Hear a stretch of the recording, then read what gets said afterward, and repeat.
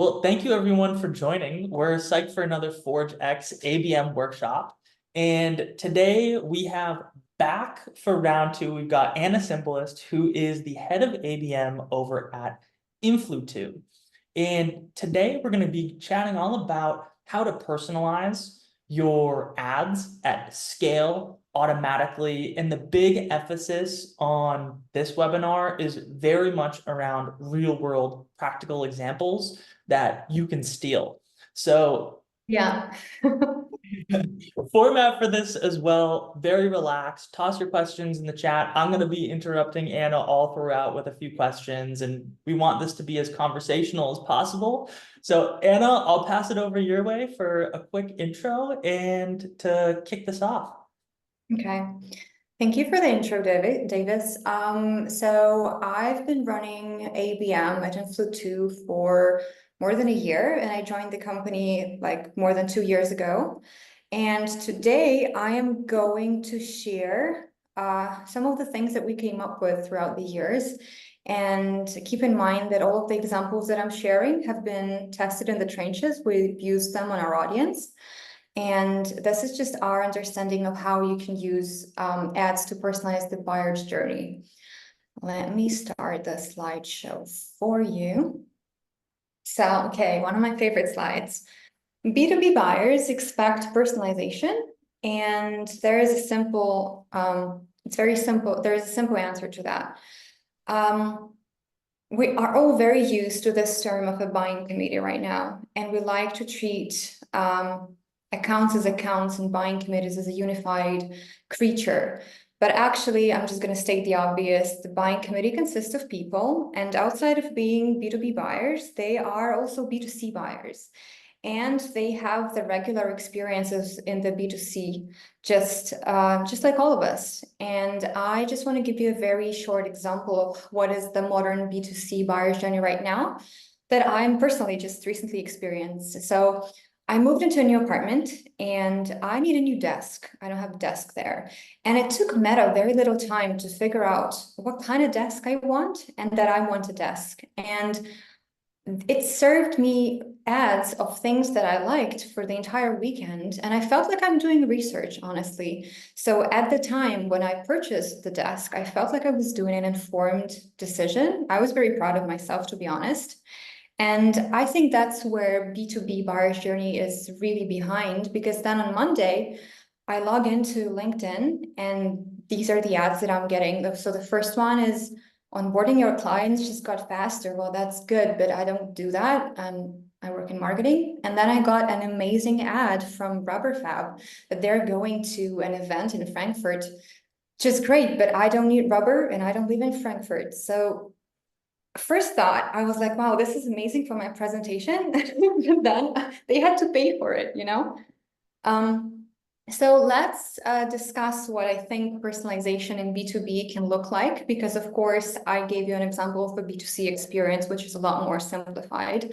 And with B2B, you're not dealing with one person, you're dealing with the entire buying committee.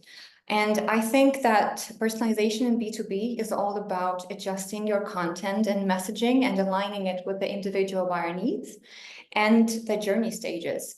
So I'm sure most of you already do this by surveying and creating content based on persona, based on industry. You know, we design our website this way.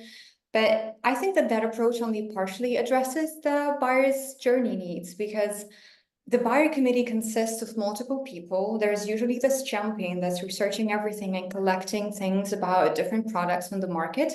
But then there are many people who have no idea your product even exists because they are not that into the purchase themselves, but they are, you know, they are on the buying committee. They can be the decision makers. And my favorite stat, I think the stat has been around for a while, that 70% of the buyer's journey happens before prospects agree to talk to sales. And I think that number is going to grow as millennials are climbing their career ladder. Simple example, our head of marketing, decision maker, she recently missed her parcel because she doesn't pick up her phone from unknown numbers. You know, she doesn't answer the phone. And people these days, they like going on review websites, they like reading your websites, they look at product comparisons. And a simple, maybe not very simple, but a traditional answer to that would be creating as much content as possible that would answer the hypothetical questions of your hypothetical prospects. But that works. That's a great approach. But that's also a betting game, and a guessing game, because you can never guess how the prospect is behaving, and no person is the same. So you're just hoping they got the right ideas and the right value props from the content that you have. And we think that ads and automation can be a tool that can help you take the prospects out of the dark and help you build trust and plant the right ideas and show your product value, educate them in the right way by literally serving the right content at the right time.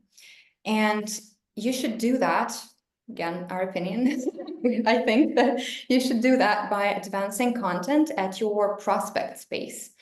And by that, I mean the following. Here is a very simple example. In the first ad, we are setting up the problem. We're trying to identify a pain point. For us, this would be asking our audience whether they are reaching the right people in their target accounts, because we are a person-based advertising company. And what I like doing is I like selecting a lot of pain points and serving them at the same time to the same audience and seeing who engages with what to figure out what their intent and what is their interest. And then based on those engagements and reactions, I would move them to a more targeted ad that addresses the pain point. And on the very right here, it's trust content or any thought leadership content that actually supports your value prop and gives it more credibility, because here we say that you target only decision makers by name, and here we say what is the benefit of it. And to do all that, you already have the CRM data point, the data points in your CRM. And let me just explain. When I say that you have to treat individuals as individuals, of course, you also treat an account as an account, because that's still a B2B purchase. So there are data points that can be applied to accounts, and there are data points that can be applied to specific people in the buying group. So for the account, you can have a system of account statuses. You can move people based on the pipeline stage they're on. Let's say, of course, you're not going to keep the rest of the buying committee on very top of the funnel ads, like, talking about different things for the top of the funnel, basically, when you already have an open opportunity, because that makes no sense. But there are individual stages of content consumption, individual steps, I would say, of content consumption on that middle of the funnel stage. Again, renewal approaching, or maybe an account ownership change. That, think of it, let's say you have SDR as an account owner, then there is an open opportunity, your AE is the account owner, and then you win the deal and you have the customer success manager owning the account. And for the people in the buying committee, you can have, let's say, outreach has been detected, so you want to push your SDR's face to their feed. Or maybe there's no outreach detected in a number of days and it's time to remind about yourself. Or there is a call taking place, there is a call being canceled, they didn't show up. Or maybe you have developed a system of contact rules that help you identify what content is the best at what stage to what person. And of course, there are ad impressions and clicks that give you this information of how much content they've consumed and which content they've consumed and which content they like and dislike. And I am now going to move on to the best part of the presentation, where I'm going to share real life examples that we used for our own ABM program. And I've divided them into 3 stages: for pipeline generation, deal closure, and post-sale expansion. And every little bar here presents a content type, not necessarily how your journey is going to look like. Let me get a sip of water. Okay, so the first one is not groundbreaking value proposition. It's really to just explain the why behind your product. As you can see here, I like weird ads. I'm the one who approved it, but we definitely also have a little bit more conservative images to match the taste of different audience segments. And that, yeah. Have you tried or leveraged memes for some of the value prop ads? Yeah, we've done that, and I'm a TikTok girl, so I detect TikTok and Instagram Reels trends, and we like to change them into pain points of our target audience and serve it to them. And what I've seen is that memes, they definitely have a lot higher CTR, so people like engaging with them. And you're not very used to memes in the B2B yet, so it's more engaging for the audience. But when you measure, when you're not just measuring the CTR, but you're also measuring conversions, memes is not something that I'd say converts really well. And trust content and really high quality content is something that can help you achieve conversions. But memes definitely can freshen up your whole program and the experience of your target audience. Okay. And then social trust. And overall, I'm going to talk about a lot about trust content and different types of it. So here, what you see is it's two approaches. The first one is us talking about us and boasting that we're the leaders because we were very happy. And then also we use our reviews on the ads just to support the claims of value props that we make, and we like serving them at the same time. And then thought leadership. The trick with this one that we do is some thought leadership is posted on our website. And so the link to the CTA, it would lead to our own website. And then some podcasts or webinars or events and things like that. The most of the information is hosted like on a third-party website, and we are very happy to lead our audience there just to give them this genuine experience of, who posted it and what they're saying. And a quick question on this one for leadership. What's interesting is we're kind of seeing we don't have a mass data set behind this, but from the initial findings, we've seen thought leadership be something that, definitely makes an impact all the way through the entirety of the buying cycle, through expansion as well. And when you think about thought leadership, when is the best time to run this? Do you continuously have this in an always on motion, or do you really push it in, this initial phase? Yeah. For me, and what we believe in is that it should be always in motion, and we run it throughout the entire journey.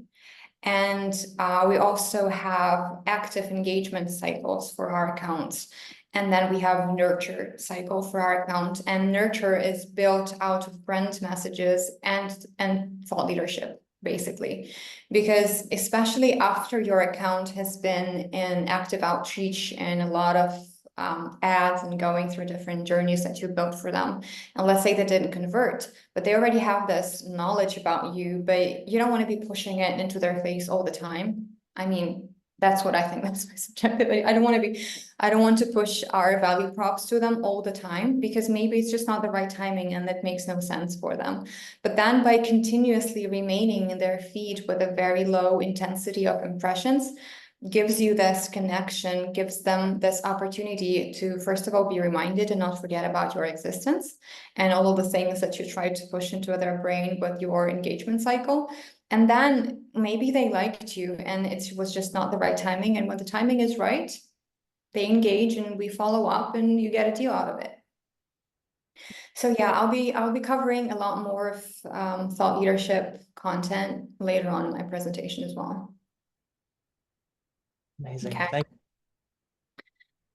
The next one is the sales rep. If you think back to the data triggers that I mentioned, this is, for instance, when outreach is detected, we like to push ads that introduces the face of the SDR that's reaching out to this person. And well, that gives a little bit of an advantage to get recognized in the inbox, and especially when you're prospecting like C-level or VP level, SDRs get information about investment and you have to block everyone on the email. Demo show up campaign is something that we've covered in our previous webinar with Davis. So there's a lot of automation behind it, but basically the idea here is that can you set up your system to show ads in the time frame between the call being booked and the call taking place. So basically, we show the AE's face and we give additional information about the product just to keep them engaged and remind them that this is coming up, and so they don't forget. And we actually, after that, we based on this play, we did a no-show chase. So there is also a way to automate your ads and show them to people who didn't show up to the call. Because sometimes people miss calls and don't even know about it. Maybe they didn't get a notification, maybe they reset their computer, or they got a new computer and they didn't have everything set up yet. So this gives them an additional avenue to reconnect with you and schedule another meeting. And then let's move on to deal closure, because we serve ads all the way. And here is the trust content. Again, I'm starting with trust content, and this is where we think it's important to reinforce and give this additional push to the decision makers that they are doing the right thing, because probably your sales cycle is long and they're evaluating a bunch of vendors, and this is the time where you have to really earn their trust and get them to like you even more. And the difference, if you think about it, if you look at it, the difference here is that I'm trying to state their pain point again, because that's something that is going to remind them why they're even looking for the solution in the first place. And I'm also here, I'm more confident serving them long content, like guides or case studies or like long reads, because when it's just top of the funnel, I don't know how they feel about me. I don't think that anyone's going to read a white paper, honestly, unless it's something super exciting with a lot of independent research. But when they're already in the deal, they're interested in this. Use cases. For use cases, there are two ways to approach this. Sometimes it's better to show one use case that you are selling, and it's really based on the health of your deal. And sometimes you can show more use cases to make the deal bigger, or give them more options if they're not very excited with the first use case that you are suggesting they purchase. And of course, case studies, that's, I think everyone does that. Just giving them ideas and proving that you've done it with other companies is important. And for stalled opportunities, again, it depends. Sometimes you can just, again, show some pain points, throw in some personalization, maybe try to show them the value prop that made them convert in the first place. And sometimes ad is this only channel of influence when, for instance, you have the, once in a while you get the opportunity where there's this person who's in every email thread, on every call, with their mics off, with their cameras off. They never respond to anyone, to any of your outreach. And there's nothing you can do, honestly, and they could be the deal blockers. An ad is an ad channel, is an avenue that they can use to influence them. Or if you know the specifics of, maybe they have objections. For us, this can be something, sometimes prospects say I can do it with an ABM tool. And we have a campaign dedicated to comparing what is account-based targeting with person-based targeting, because those are different things that serve different purposes sometimes. And because we are hooked up to the CRM, people, it's natural for people to worry about safety. And so that's when we push them ads about our compliance and things like that. And we are approaching the end of the buyer's journey, assuming that everything goes well and everything works and you close the deal.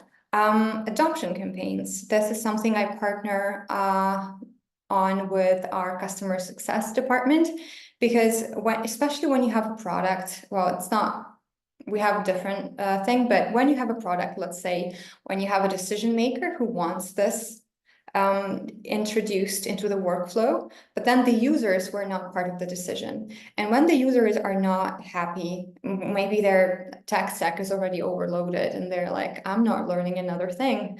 And when the solution then gets reevaluated, it gets a bad evaluation because no one used it.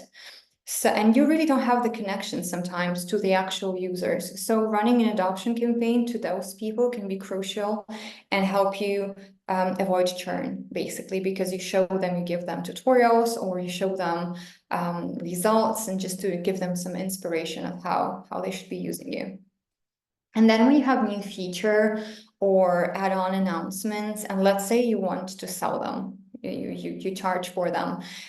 You can serve those ads to specific people, and when they interact, this could be used as a signal for your customer success to reach out and track it as intent signal. And of course, case studies from similar industries, but that's also something you should definitely do in the deal closure stage. And ad hoc for any stage, because I'm sure that you can come up with a lot more things and a lot more stages based on how your deals are progressing and how you're acquiring customers. For us, we like to do event promo and just show to our audience that we are going to be at this event, just to build credibility and announce it. And what is the result? The result is very simple, that even by implementing some things from the playbook, I think your ad journey can do a lot better and meet your customers' expectations, because when you serve the right content at the right time that addresses their specific needs, it definitely helps you to shorten the sales cycle and succeed. So yeah, that's really it. Let me know if you want to go back to any specific examples that we have. And Davis, I know that we have also posted this on ForgeX, and it's available for you to look at with a lot more detailed explanations and cases where you can use the ads and the messaging. This was amazing, Anna. Thank you so much. And I know I've got some questions for you. Any questions from the audience, we will absolutely make sure that we get answered in the next 7 minutes or so. The first one I have, Anna, you mentioned I forget what specific ad type it was, but it had G2 reviews in there. We get a lot of questions about G2 and some lookalike companies as well. How do those perform from an ad investment standpoint? And would you advise others to also invest in G2 and leverage them as well? Let me go back to that slide. Wait a second. Share my screen. Yeah, so this slide here. So I was surprised, but people care. Honestly, I was like, I just want to try it out. I want to see how the audience reacts, and they do react. And why I like using G2 snippets or any review snippets, because we also use snippets of reviews on our website that we have collected separately from G2, because you can do that too as well. You don't need a review site for that. Is it works on an emotional level, especially when you can collect reviews on different pain points. Let's say for us, it's when we're targeting ABMers. That's one pain point. Here, there's no other ABM platform. They call us an ABM platform because they think we are. I already know what we are. Then when we're targeting sales, you can get a review from a salesperson that shows how they're using. So you have a lot of free content that you can use, and it's like very short snippets that are very easy to consume and that they get to people. Plus you have the face and the reviewer, so you get the third-party opinion as well. And I really like using them on top of the funnel as well, because they're short and they don't take, like, prospects don't need to spend too much time interacting and reading it to get the idea of what we're trying to get to them. Totally makes sense. Thank you. And we have a question from Ed. All around, what tools are you using to automate and trigger the ads? So I use our own tool to do that. Davis, I think we've discussed it. You could do similar things, I think, by using Google Ads, or you can try LinkedIn custom audiences. But personally, I use our own tool, Influ2, for that. And yeah, that's basically what we're trying to do. That's the meaning of the product. Is it a heavy lift? As in, there are so many different ad types that you have in here. Are you doing it personally? Do you have a large team running this? The ads that I showed to you, they took a lot of time, and we developed them gradually. And I do have a team. I do have people on the team helping me out, and outside of the team also helping me out. Sometimes we outsource like a design agency to help us with creatives. Building this entire journey and planning every step, I'd say it's time consuming. I think it requires a lot of analytical thinking to see how people are moving, what are the trends, and what do you think are the gaps that you could fill in with ads, basically. Yep. And we have another question from Michael. He asked, tactically, how can a company target specific named accounts similar to matched audiences on LinkedIn across many platforms from the initial campaign launch? Maybe that's a complicated question. Can you repeat that? Technically or tactically? Tactically. Can you repeat that question? Totally. So tactically, how can a company target specific named accounts Okay. similar audience to matched audiences on LinkedIn across many platforms from the initial campaign launch? I hope I understand the question right. So what happens is you get a list of your ICP accounts that you want to sell to. But I really don't want to pitch the product. I really don't want to pitch the product here and how I do it. But I have a list of ICP accounts that I then separate. I can separate into industries. I can separate them into personas, and I create audience cohorts. And then I upload my creatives in different sizes and with all those texts in there. And then the platform takes care of serving them to the platform where my person, my target spends time, basically, online. I really hope that answers the question because I don't think I'm getting it. Michael, toss in a follow-up if you have any clarifying point. Oh, he does. Awesome. So he said, for example, we have 5K accounts where we know their specific pain point they're experiencing because of their incumbent software, which is their competitor, and they want to target only those accounts. Yeah, you can do that with Influ2. I mean, you could definitely try out LinkedIn matched audience, but that is not going to. I tried doing that. I tried doing it at my previous company where I didn't have the luxury of using our product. And we did matched audiences there. But LinkedIn is very slow with personalization, to be honest, because personally, I have all of the settings allowing to target me with anything specific and collect any data that they want about me on LinkedIn. But LinkedIn is not very personalized. So when you're going after specific accounts, I'd suggest using person-based advertising. But then apart from using person-based advertising, you also have to make sure that your sales team is ready to work with this specific segment. Maybe there's something, ideally have a deck that attacks your competitor that, highlights where you win.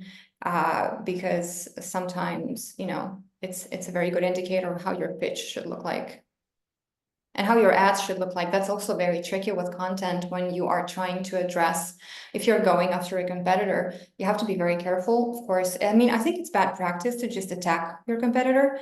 So going through the pain point I think is the right idea. If you think that they're experiencing it, yeah. Amazing. I know we're a minute over time. Any last questions from any of our listeners?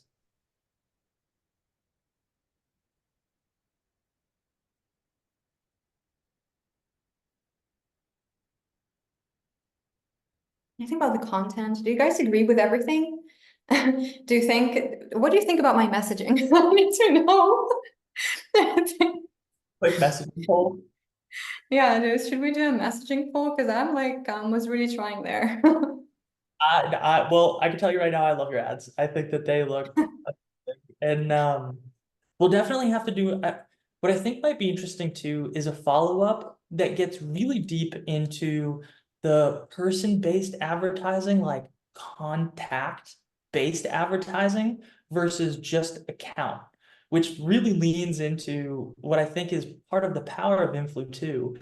And it's not just getting granular in terms of, hey, we're going to go after these 1,000 accounts, but as the deal progresses throughout, and you have the names of those contacts who are part of the buying group or the buying committee, sending really targeted ads towards those contacts, which I think, First comment. First yeah, comment, you should have the names, even when you have that 1,000 accounts, you should have the names of the buying committee because you only want to target the buying committee in the account. You shouldn't be going after the account, you should be going after the buying committee. So then when it moves, when your deal progresses and you get to work with the committee, it's then for me, the challenge is here to segment that audience. And because you don't want to be setting up specific campaign for a specific account unless you are very involved, like you really want to close them. It depends on the deal size and the capacity that you have. But for most marketers, I don't think that's a realistic scenario where you go after each account individually. That would be like a tier 1 program with 10 accounts, but that's not how I would build a top, like, an ABM machine, basically. yeah, totally agree. All right, Anna, we have another question from an anonymous attendee who wants to see how the tool actually works. So I think we need a round 3. We could do like in-part demo, chat about the specifics of the contact base and moving away from the full-on accounts and just going really narrow in actually targeting the specific buying group. But awesome. Well, thanks so much for joining us today, Anna. Thank you for attending all who joined in live, and look forward to our next one as well. Thank you very much, everyone, and thank you for sitting through a lot of creatives.